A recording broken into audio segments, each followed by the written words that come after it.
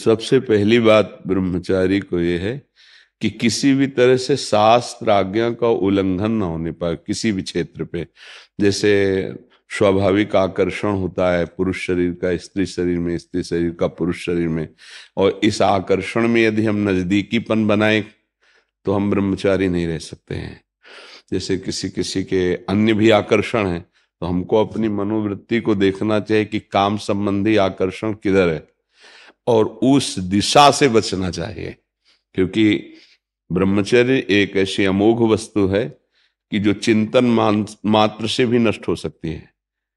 क्रिया प्रक्रिया संग ये तो आगे की बात हो गई। जैसे हम गाढ़ काम चिंतन में हो गए, हमारे अंदर एक मनोवाह नाड़ी है, वो नाड़ी मथानी समझिए। जैसे दूध को जमा कर दही किया गया और दही का जब मंथन किया गया तो उससे मक्खन घी निकलता है। ऐसे पूरे शरीर में, इस पांच भौतिक देह में कहीं भी देख लो, जैसे पित्त की थैली है और ऐसे ऐसे कहीं वीर की थैली नहीं है। ब्रह्मचर्य जो वीर है उसकी कहीं थैली नहीं है। वो पूरे रक्त को वो मनोवाह नाड़ी मथानी की तरह चिंतन से, जब आपका कामोत्तेजित चिंतन हुआ तो मंथन कर देगी। अब मंथन कर दिया तो फिर लघु शंका में, स्वप्न दोष में किसी न किसी तरह वो निकल जाए। अखंड ब्रह्मचारी जी के लिए चिंतन भी रोकना है, क्योंकि ध्यायतो विषयान, जहां हम विषयों का ध्यान किया तो संगस्तेषु उपजायते, उसमें आसक्ति पैदा होगी, फिर क्रियाएं आगे होने लगेंगी। तो हमारा जिधर कामाकर्षण है उनके संग से, उनके संभाषण से बचे। पहला, सबसे पहला कर्तव्य, जीवन में ब्रह्मचारी को कभी भी सानिध्य प्रगट में या एकांत में काम संबंधी चेष्टाओं का नहीं करना चाहिए। बिल्कुल किसी भी बहाने से संभाषण, किसी भी बहाने से स्पर्श, किसी भी बहाने से चित्र आदि देखना, वो आजकल मोबाइल भी होते हैं तो मोबाइल आदि में, क्योंकि कामोत्तेजना जब चढ़ती तो वही विषय हमें अच्छा लगता है, तो उस विषय का किसी भी तरह से हम पोषण ना होने दें।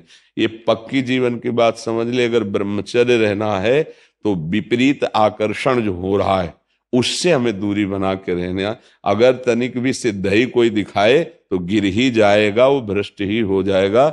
और जब ब्रह्मचर्य रहा जाता है तो उसको सुविधा माया देती है ब्रह्मचर्य नष्ट करने की, ये बैठालना चाहिए। जैसे आप नियम लिए कि मैं आजीवन ब्रह्मचारी रहूंगा, तो आपको पक्की सुविधा एक समय आएगी कि आप आराम से भोग लीजिए, कोई निगेटिव नहीं, कोई नकारात्मक सोच भी नहीं आएगी। आप उसको स्वीकार करें, क्योंकि आपके व्रत को भंग करने के लिए माया ऐसी सुविधा देगी। आपको ऐसी सेवा मिलेगी या आपकी ऐसी सेवा होगी, कई तरह के विधान पेश किए जाते हैं विपरीतता अंदर पैदा करके भ्रष्ट करने के। तो साधक जीवन भर इस बात से सावधान रहे यदि नैष्ठिक ब्रह्मचर्य। दूसरी बात, जब हम स्नान करें तो नाभि देश को बहुत ठंडा करें। ठंडे जल से नाभि देश में, यहां से जल को कई बार ऐसे डालें। और कभी भी किसी भी तरह से हम उन इंद्रियों को किसी भी तरह से ना छेड़ें जिनसे हमारा ब्रह्मचर्य नष्ट होता है। वो पवित्रता के लिए स्नान शौच आदि के अलावा हम उन इंद्रियों का स्पर्श भी ना करें, उन इंद्रियों को किसी तरह उत्तेजित ना करें, ये पक्का ध्यान रखें। तीसरी बात, भोजन इतना पाएं जो सुपाच्य हो और शौच पूरी साफ हो जाए।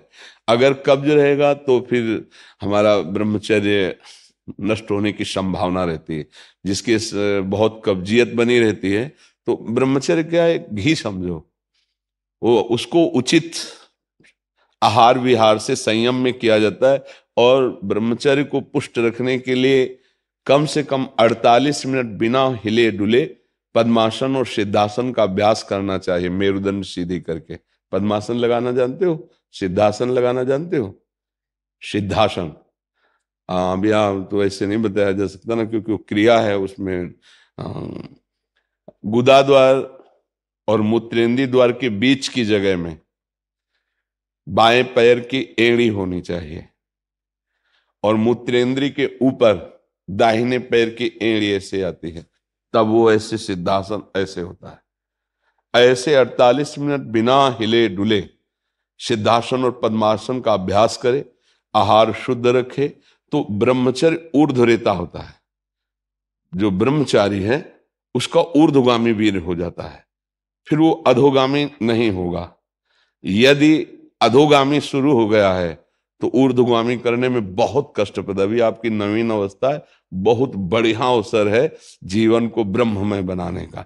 तो खान पान में खटाई, अधिक मिठाई, वो पदार्थ जो कब्ज बना दे, गरिष्ठ हैं, उनका त्याग। ब्रह्मचारी का मतलब एक बीमार अवस्था वाले का जैसा भोजन है, जितने से हमारे प्राणों का पोषण हो जाए, सात्विक भोजन।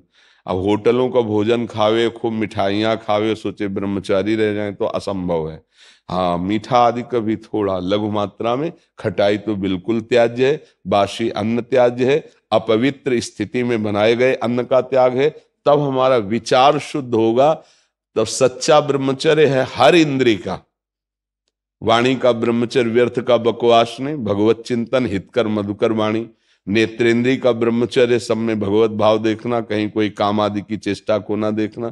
श्रवणेन्द्रिय का भगवत चर्चा सुनना, शास्त्र चर्चा सुनना, व्यर्थ की बातें ना सुनना। ऐसे हर इंद्रिय का ब्रह्मचर्य हो जाएगा तो ब्रह्मचर्य का मतलब ब्रह्म में ही स्थित महापुरुष। सच्चा ब्रह्मचर्य का स्वरूप है ब्रह्म में स्थित महापुरुष, तो वहां पहुंचा देगा। ब्रह्मचर्य बहुत आवश्यक है, सबको आवश्यक है। गृहस्थ में उचित ब्रह्मचर्य है, विरक्त में नैष्ठिक ब्रह्मचर्य है, आजीवन ब्रह्मचर्य। जो ब्रह्मचर्य का महत्व नहीं रखते हैं उनका जीवन कूड़ा हो जाता है।